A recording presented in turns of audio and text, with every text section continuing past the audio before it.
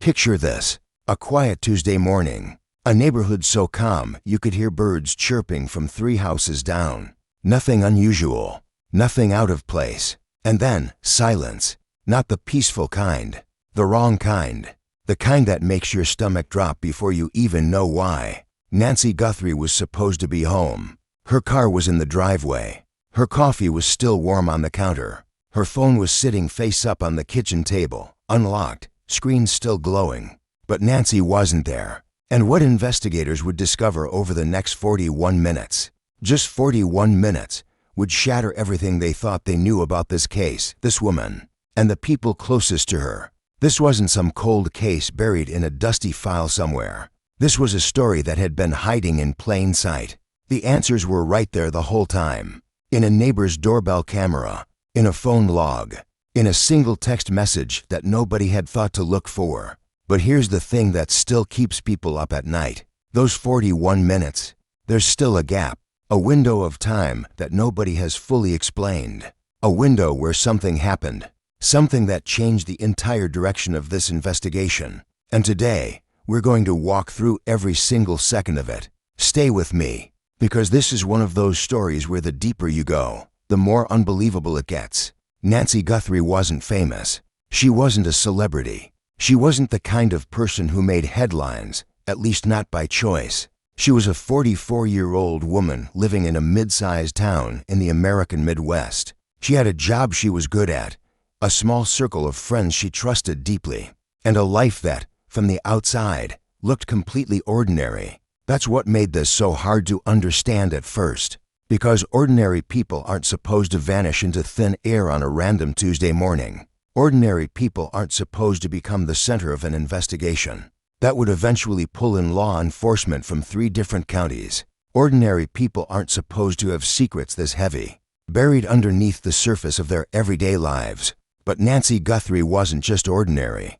Not completely. People who knew her described her as warm, generous, the kind of woman who remembered your birthday and showed up with homemade food when you were sick. Her co-workers said she was dependable, always early, always prepared, always smiling. But her closest friends, the ones who really knew her, told a different story. They talked about the anxiety she carried, the way she'd sometimes go quiet for days without explanation, the relationship she'd gotten out of 2 years before that she never really talked about, the late-night phone calls that she'd step outside to take, even in winter. There was something Nancy was managing, something she hadn't fully shared with anyone. And on the morning she disappeared, whatever that something was, it finally caught up with her. The first person to realize something was wrong was her co-worker, Diane. Nancy had never missed a day of work without calling, never. So when 9 a.m. came and went with no sign of her, Diane did what any concerned friend would do. She called, texted, called again, nothing. By 10:15, Diane was in her car, driving to Nancy's house. What she found when she got there set off a chain reaction that nobody in that neighborhood was prepared for. And it all started with those 41 minutes that Diane pulled up to Nancy's house at 10:28 a.m. The first thing she noticed was the car, parked exactly where it always was, right side of the driveway, slightly crooked the way Nancy always left it. That actually gave Diane a little relief. Maybe she was just sick. Maybe she'd overslept. But then she knocked, no answer. She knocked again, harder this time. Still nothing. She tried the doorbell, waited, tried calling Nancy's phone while standing on the porch, and she could actually hear it buzzing faintly from inside the house. That's when the relief evaporated. Diane walked around to the back. The rear door was unlocked, not unusual for Nancy, who was admittedly careless about that. She stepped inside and called out Nancy's name. The coffee, still sitting there, warm enough that Diane could see faint steam rising from the mug.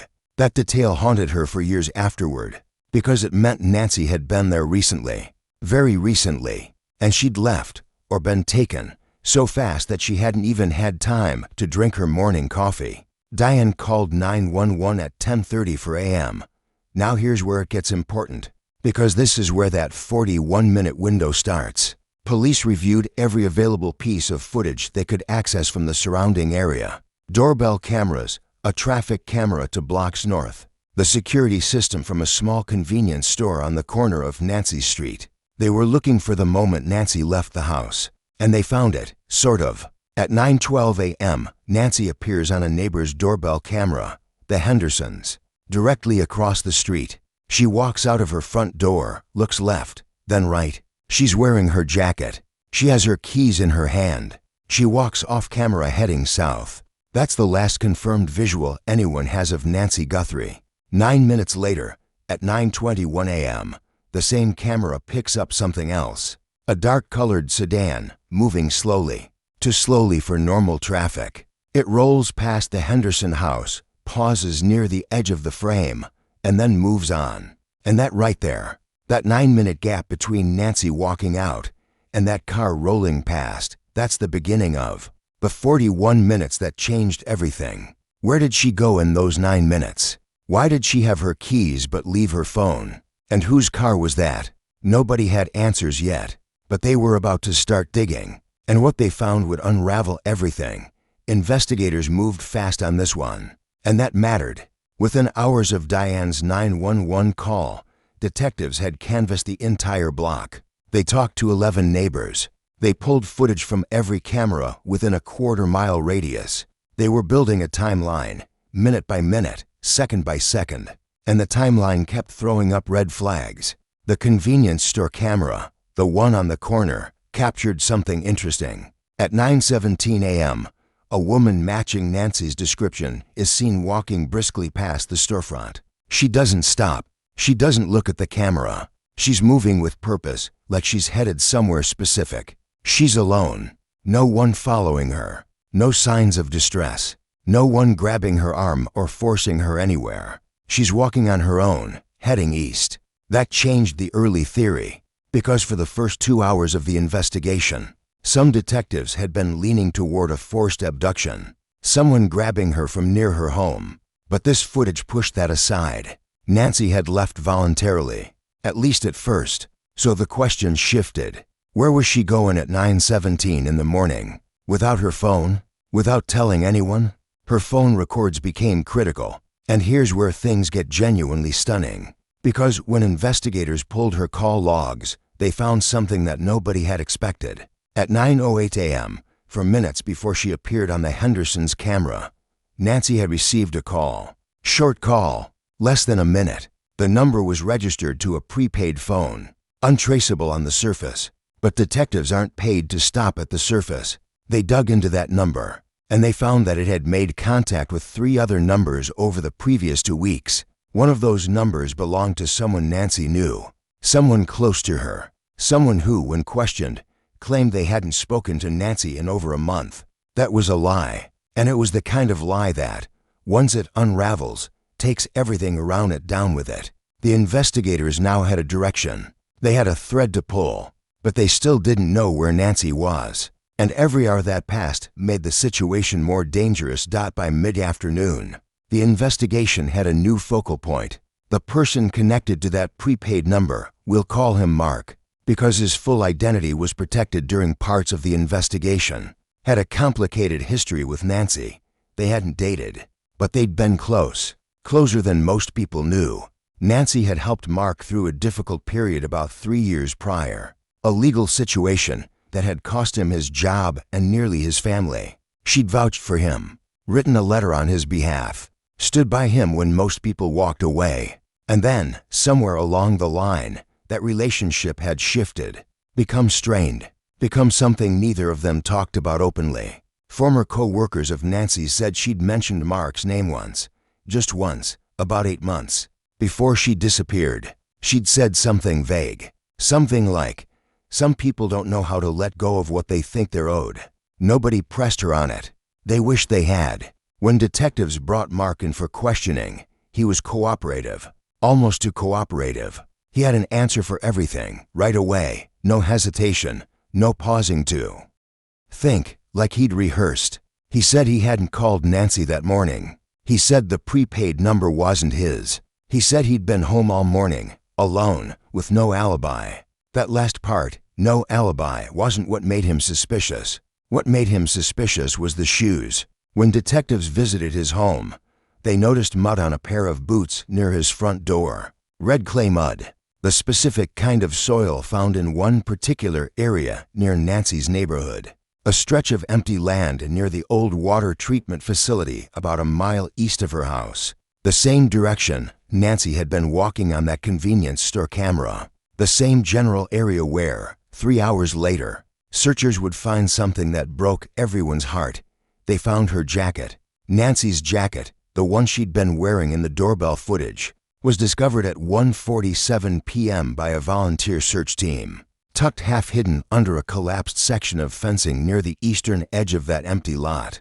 It wasn't torn. It wasn't bloody. It was folded. That detail stopped everyone cold, because a jacket that's been dropped in a struggle doesn't get folded. A jacket left behind in a panic doesn't get folded. Somebody had placed it there, deliberately, which meant one of two things. Either Nancy had left it there herself as some kind of signal, or someone else had placed it there to mislead the investigation. The forensics team went over that jacket for hours, and they found two things of significance. First, fibers. Dark synthetic fibers that didn't match anything Nancy owned. Fibers consistent with the interior lining of a vehicle, specifically the kind of material used in mid-range sedans manufactured between 2018 and 2022. Remember that dark sedan from the doorbell footage? Now it had a little more weight behind it. Second, and this is the detail that cracked the case open, there was a partial fingerprint on the inside of the collar. Not Nancy's, not from the database initially, but good enough to work with. Meanwhile, investigators were still tracking that 41-minute window. Here's what they had so far. Nancy received a call at 9:08. She left her house at 9:12. She was spotted on the corner camera at 9:17, heading east, toward the empty lot. The search team found her jacket at 1:47, but the question wasn't where the jacket was found. The question was, when had it been placed there? Because according to a second volunteer searcher who had walked that same stretch, at approximately 9:53 a.m. as part of a morning jog, the jacket was not there yet, which means it appeared sometime between 9:53 and 1:47, and that window, that second, smaller window, was about to give investigators exactly what they needed. The traffic camera to blocks north became everything. Detectives had already reviewed it once and flagged the dark sedan, but now they went back frame by frame with fresh eyes and a more specific timeline. And at 9:49 a.m., just for minutes before the jogger passed the empty lot, that same sedan appears again. This time, it's heading west, away from the area, and it's moving fast now. Not slow and suspicious like before. Fast and deliberate, like someone who had just finished what they came to do and needed to be somewhere else.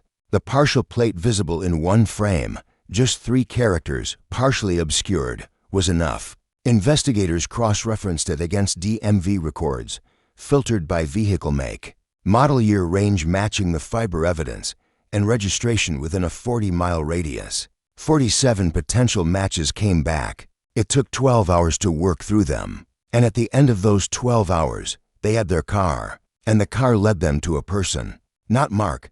Someone connected to Mark. Someone who'd been quietly in the background this entire time. Invisible until this moment. A woman named Carla. Carla had no obvious connection to Nancy.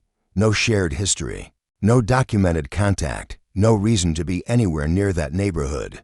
But her phone, her regular personal phone, not a prepaid burner, had pinged a cell tower 1 block from Nancy's house at 9:19 a.m., 2 minutes after Nancy disappeared from the store camera. And when detectives looked into Carla's background, they found the link they'd been looking for, a connection to Mark that went back years. That was financial, that was messy, and that Nancy, through her history of helping Mark, had unknowingly become entangled in. Nancy hadn't been targeted randomly. She'd been targeted specifically, precisely, by people who believed she knew something, or had something, that threatened them. And those 41 minutes, that was the window they'd planned to use, the time between when they expected her to be found and when they needed to be gone. They'd underestimated Diane. Nancy was found alive. Let that land for a second, because after everything, the jacket, the timeline, the sedan, the fingerprints, there was a very real possibility this story was going to end differently. She was located at a property connected to Carla, about 23 miles outside of town. Late that same evening, shaken, dehydrated, scared in a way that takes a long time to recover from, but alive. When she was finally able to speak to investigators, the story she told filled in every gap they had left. She confirmed the call at 9:08. She confirmed she'd gone willingly, because the caller had said someone she cared about was in danger and she needed to come alone. It was a setup from the first word. The motive came down to money, as it so often does. During Mark's legal trouble 3 years earlier, Nancy had unknowingly become a co-signer on a financial document she hadn't fully understood. It had seemed like a favor, just paperwork, he'd told her, just a formality. It wasn't. That document had tied her to a debt, a significant one, and to people who had very little patience for debts that went unpaid. When that debt started circling back, Nancy's name came up. She didn't even know her name was on that document until 2 weeks before she disappeared. She'd confronted Mark about it, and that confrontation, that phone call, had set everything in motion. Mark cooperated once he understood the full weight of what he was facing. He hadn't planned what happened to Nancy. He'd panicked. He'd made a phone call to the wrong person, someone who solved problems in ways Mark hadn't fully thought through. And by the time he realized how far things had gone, it was too late to pull back without implicating himself further. He told investigators everything: the names, the document, the phone calls, the plan. Carla was arrested 2 days later. She didn't cooperate. She didn't say a word, just stared at the wall during questioning like someone who'd already calculated every possible outcome and accepted the one she was walking into. Nancy didn't return to that neighborhood. She moved about 6 months after the investigation wrapped up. New town, fresh start, the kind of reset that you can only really understand if you've been through. Something that strips the ordinary life you thought you had right down to the foundation. She gave one interview. She said something in it that stuck with me the first time I read it. She said, "I trusted the wrong person, but I also learned something. The people who showed up for me, Diane driving over, the volunteers who searched, the detective who called me by my first name, they were strangers in some ways, and they saved my life. That's the thing about these cases. They're not just about the crime. They're about who shows up, and how fast. 40-1 minutes. That's all it took to set this entire chain of events in motion. A call that lasted under a minute. A walk that covered 6 city blocks. A jacket folded with chilling deliberateness. A partial plate caught on a grainy traffic camera. And a co-worker who simply couldn't shake the feeling that something was wrong. If Diane had waited another hour, if she'd talked herself out of the worry, told herself Nancy was probably fine, this story ends differently. That's the part that doesn't leave you. Not the crime, not the investigation, not even the resolution. It's the moment someone trusted their gut and acted on it. In cases like this, that moment is everything. Nancy Guthrie got to go home because somebody cared enough not to wait. If this story hit you the way it hit me, share it. Someone in your life needs to hear it. Drop a comment below. What part shocked you most? And if you want more real cases told like this, hit subscribe. This community is just getting started.